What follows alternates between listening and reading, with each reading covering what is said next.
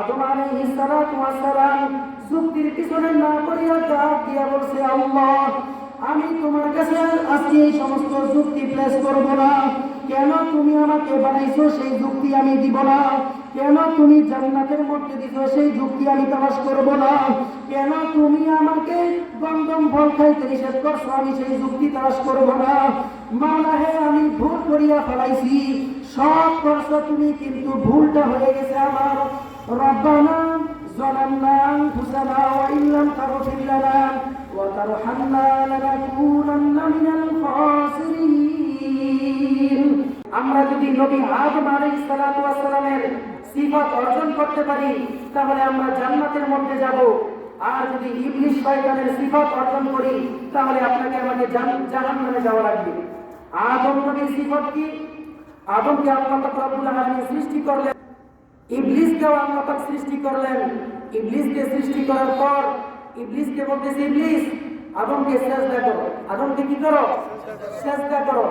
ইবলিস যুক্তি তালাশ করেছিল। ইবলিস বলতেছে, আল্লাহ আমি কেন আদমকে সৃষ্টি করব? আনা খায়রুম মিনহু, আমি তো আদমের চাইতেও শ্রেষ্ঠ। আদমকে আমি কেন সিজদা করব? বরঞ্চ খলাকতানি মিন নার ওয়া খলাকতাহু মিন তিন, তুমি আমাকে বানাইছো আগুন দিয়া আর আদমকে বানাইছো মাটি দিয়া। আল্লাহ তুমি হুকুম করছো, তবে তোমার হুকুমটা তো ঠিক হয় না। নাউজুবিল্লাহ, তোমার হুকুমের মধ্যে তো ভুল আছে।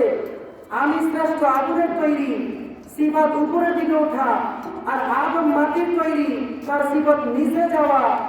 আদম আমাকে সিজদা করবে, আমি তো আদমকে সিজদা করব না। নাউজুবিল্লাহ, আল্লাহর সাথে যুক্তি তালাশ করছে।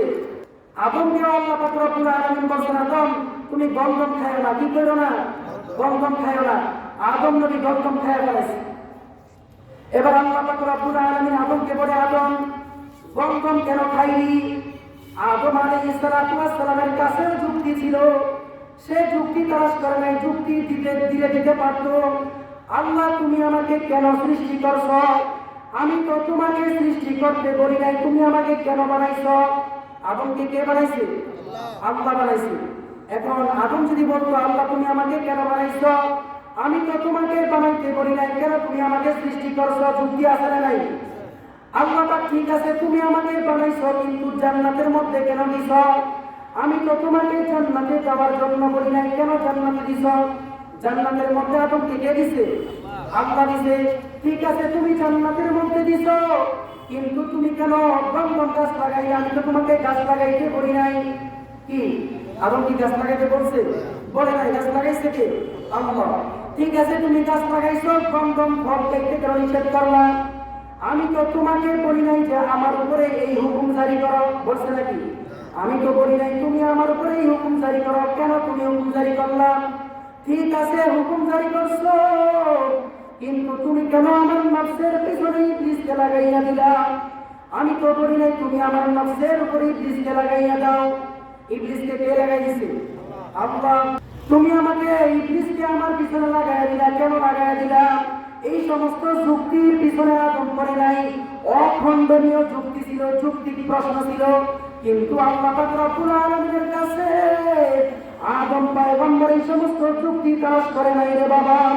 আদম আলাইহিস সালাতু ওয়াস সালাম যুক্তির পিছনে না পড়িয়া ডাক দিয়া বলছে, আল্লাহ আমি তোমার কাছে আজকে এই সমস্ত যুক্তি পেশ করব না। কেন তুমি আমাকে বানাইছো সেই যুক্তি আমি দিব না। কেন তুমি জান্নাতের মধ্যে দিছো সেই যুক্তি আমি তালাশ করব না। কেন তুমি আমাকে গন্ধম ফল খাইতে নিষেধ করছো আমি সেই যুক্তি তালাশ করব না। মাওলা হে, আমি ভুল করিয়া ফেলাইছি, সব করছো তুমি, কিন্তু ভুলটা হয়ে গেছে আমার।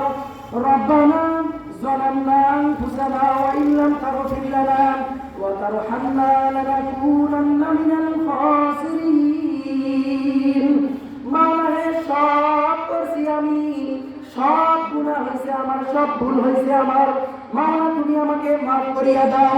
হে যুবক বাবারা, মুরব্বী বাবারা আমার, আজকে যারা নাকি যুক্তির পিছনে পড়ছ, এত নামাজ পড়া যায় নাকি? এত রোজা রাখা যায় নাকি? এই বয়সের লম্বা জামা পড়া যায় নাকি? নাকি? এত যুবক অবস্থায় দাড়ি ঝুলানো যায় নাকি? এই এই যুগের মধ্যে ইসলামী দল করা যায় নাকি? এই যুগের মধ্যে আল্লাহর হুকুম মানা যায় নাকি? এই যুগের মধ্যে সুদ ঘুষ ছাড়া যায় নাকি? এই যুগের মধ্যে মেয়েদের সাথে আড্ডা না মারিয়া পারা যায় নাকি? এই মুসলমান বন্ধু, তোমরা সবাই হইলা ইবলিসের গোত্র। কার গোত্র? ইবলিসের গোত্র। আর যারা নাকি আদম আলাইহিস সালাতু ওয়াস সালামের উত্তরসূরি, তারা আল্লাহকে বলে, আল্লাহ, আজকে তোমার কাছে আমি যুক্তি তালাশ করব না।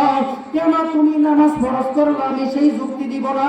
কেন তুমি আমার উপরে রোজা ফরজ করলে আমি সেই যুক্তি তালাশ করব না? মা, তুমি আমার উপরে কেন যাকাত ফরজ করলে আমি সেই যুক্তি তালাশ করব না? কেন তুমি আমার উপরে এত ইবাদত চাপায়া দিলে আমি সেই যুক্তি তালাশ করব না?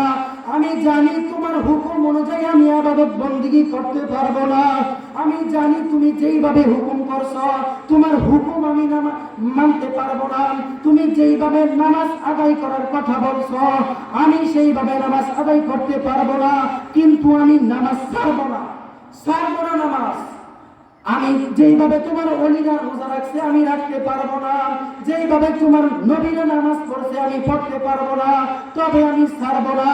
আল্লাহর হাবিব সাল্লাল্লাহু আলাইহি ওয়াসাল্লামের নামাজের অবস্থা এমন ছিল, মুতারা তার বাবা থেকে রওয়ায়াত করেন, তার বাবা এমন অবস্থায় আল্লাহর রাসূলের দরবারে গেলেন, যেই অবস্থায় রাসূলুল্লাহ সাল্লাল্লাহু আলাইহি ওয়াসাল্লাম নামাজের মধ্যে ছিলেন।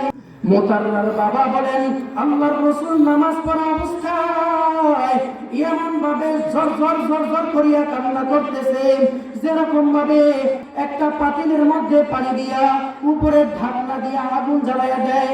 আগুন জ্বালায়া দেওয়ার পরে কিছুক্ষণ পর যেমন ভাবে ওই পাতিল থেকে গুম গুম আওয়াজ আসে, আল্লাহর হাবিব সাল্লাল্লাহু আলাইহি ওয়াসাল্লাম যখন নামাজের মধ্যে ছিলেন, এমন ভাবে আল্লাহর রাসূল কান্না শুরু করিয়া দিছে, যেরকম ভাবে গুম গুম গুম গুম করিয়া আল্লাহর রাসূলের কলিজা মুবারক থেকে আওয়াজ আসতেছে। আবু হুরায়রা রাদিয়াল্লাহু তাআলা বর্ণনা করেন, ক্বালা নবী সাল্লাল্লাহু আলাইহি ওয়াসাল্লাম ইউসাল্লি হাত্তা তারিমা কদামাহু, কিলা ইয়া রাসূলাল্লাহ تفعل ما هذا؟ قال أن الله قد غفر لك ما تقدم من ذنبك وما تأخر قال أفلا عبدا شكورا।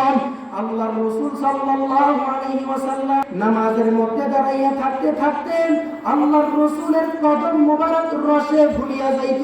এক সাহাবী প্রশ্ন করলেন, ইয়া রাসূলুল্লাহ, ইয়া হাবিবাল্লাহ, আপনি কেন নামাজের মধ্যে দাঁড়ায় থাকেন? এত পরিমাণ দাঁড়ায় থাকতে থাকতে কেন আপনি এত কষ্ট করেন? আল্লাহ পাক কি আপনার জন্য এই সুসংবাদ দেয় নাই? আল্লাহ কদ গফারা লাকা মা তাকদ্দামা মিন যামবিকা ওয়া মা তাআখার। ইয়া রাসূলুল্লাহ, আপনার জন্যই তো এই সুসংবাদ, আল্লাহ পাক আপনার পিছনের এবং সামনের সমস্ত গুনাহ মাফ করিয়া দিয়েছে। ইয়া রাসূলুল্লাহ, আপনি কেন এত কষ্ট করিয়া নামাজ আদায় করেন? আল্লাহর রাসূল সাল্লাল্লাহু আলাইহি ওয়াসাল্লাম ডাক দিয়া বলতেছেন, আমার সাহাবী, আমি এই জন্যই নামাজ আদায় করি, আল্লাহ পাক রব্বুল আলামিন আমি না চাইতেই আমাকে এত নিয়ামত দান করছে। ক্বালা আফালা আবদান শাকুরা, আল্লাহ পাক রব্বুল আলামিন আমি না চাইতেই আমাকে নবী এবং রাসূল বানাইছে। আল্লাহ পাক রব্বুল আলামিন সমস্ত নবীদের সরদার আমাকে বানাইছে, আমাকে শাফাআতে কুবরার মালিক বানাইছে।